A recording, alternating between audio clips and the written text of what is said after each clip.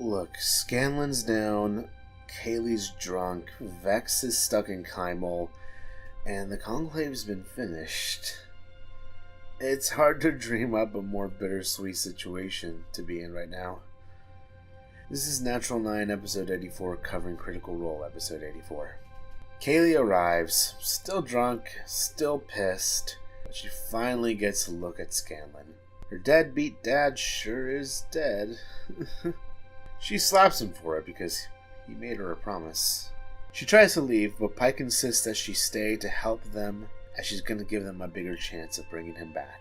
Kaylee agrees, but runs off to get more shit-faced first. Looks like the Shorthalts have a hereditary disposition for vices. Either way, the party preps more as the hour of the ritual creeps ever so slowly closer. Meanwhile, back at Kymel, Vex is stuck as Eskel Randarian only has the one teleport spell that day, and is going to need to rest. Vex comes on to him. At least Eskel thinks that she is. And she may well be. No, she's not, you perverts. He rushes off to sleep because apparently he doesn't want to hit that, leaving Vex free to talk to Dr. Dranzel about Scanlan and loss in general. They toast to the Dirty Bard. Back at the Temple of the Raven Queen, the ritual begins. Grog is the first to contribute, offering his Titanstone knuckles and belt of dwarven kind to Scanlan's body, and gives a beautiful little speech about how these trinkets are nothing compared to the strength Grog's friends give him, especially Scanlan and Pike. That he taught Grog to laugh, and that the world can't lose that laughter just yet.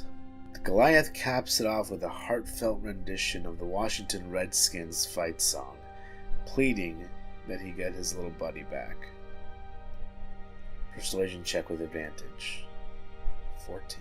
The second offering is given by Pike, who wants Scanlan to come back just as much as Grog does because she loves him dearly and thinks his daughter does too.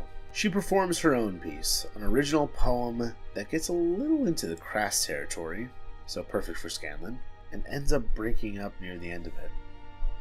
Performance check with advantage. Natural fucking 20. What is it with these once per resurrection ritual natural 20s? Kaylee begins the third and final offering, jumping on the altar where Scanlan lays, taking out her fiddle and preparing a tune.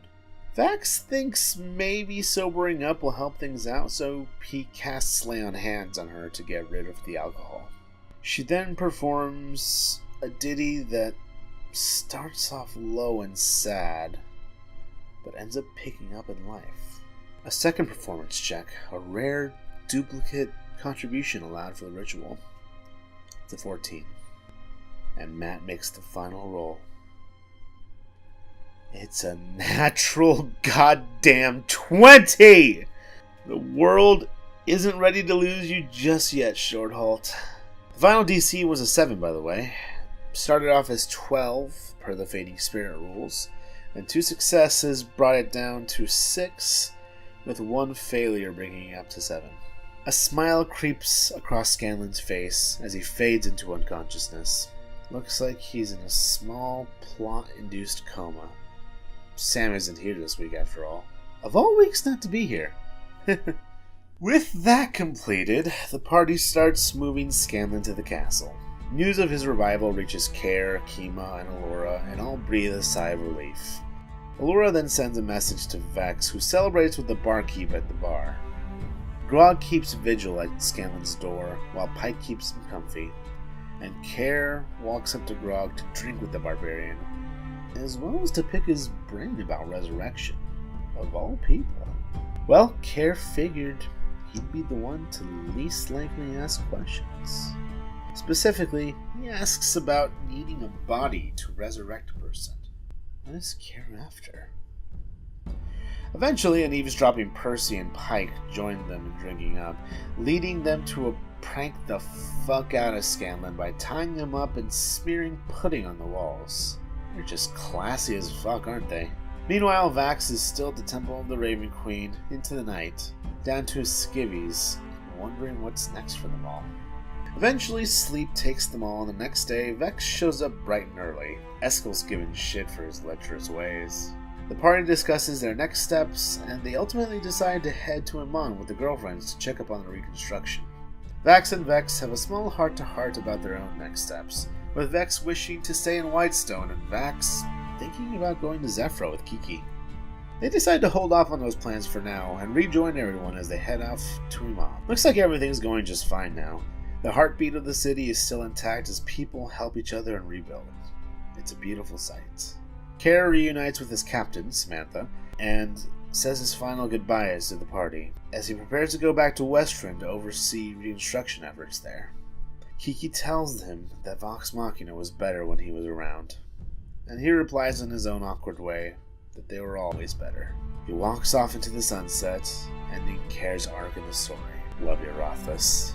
After the break, the party then deliberates on their next steps, like, not letting the class take over the city. But Allura figures that she can handle that.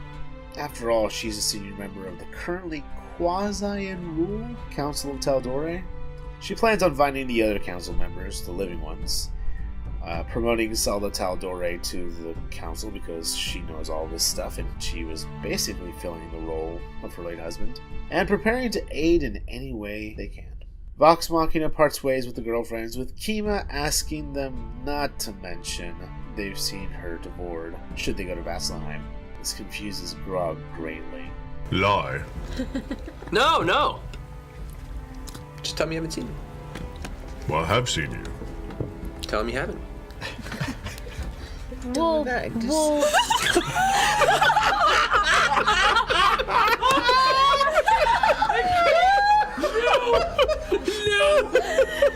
You are the cutest thing sometimes.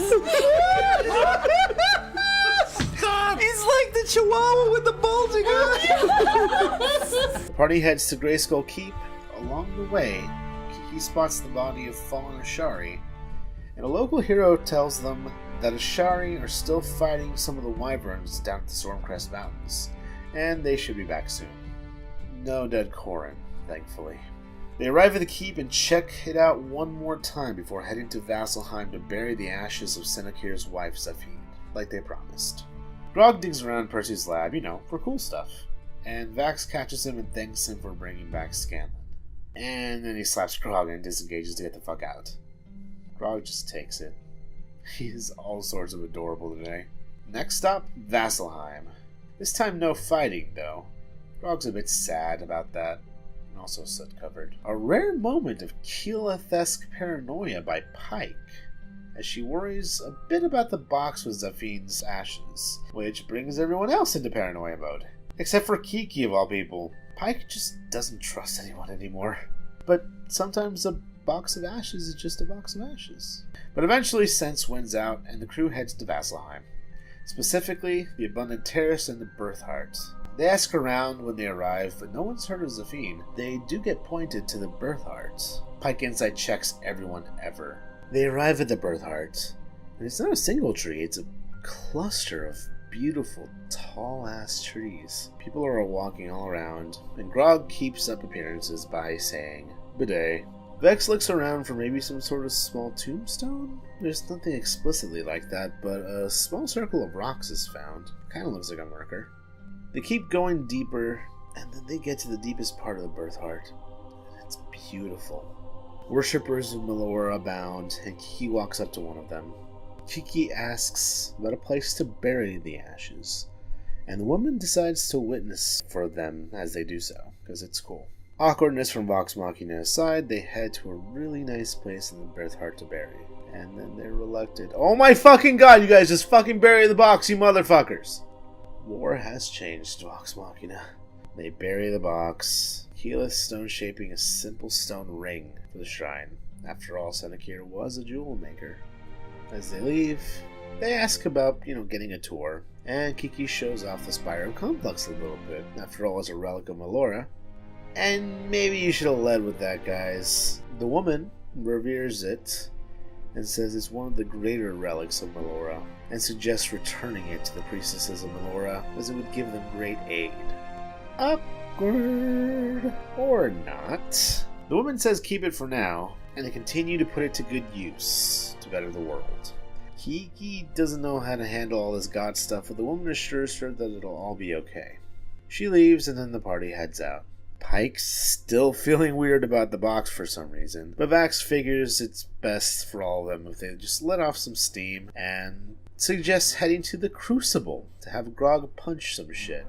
Some awkward conversation later, they head to the Braving Grounds in the Trial Forge to check in on Earthbreaker Groon, who receives them and asks Grog what he's learned after his first encounter. Grog responds in kind. Without his friends and love, his strength means nothing. Groon wants a demonstration of that lesson and begins a preparation for another fight as the night ends. Paranoia abound, but it's ultimately a good night. I can't wait for Scanbo to come back, and you? Let me know in the comments, and be sure to like, share, and subscribe to keep up. And you can reach me here for all your complaints. I've been Arthur from Natural 9, and is it Thursday yet?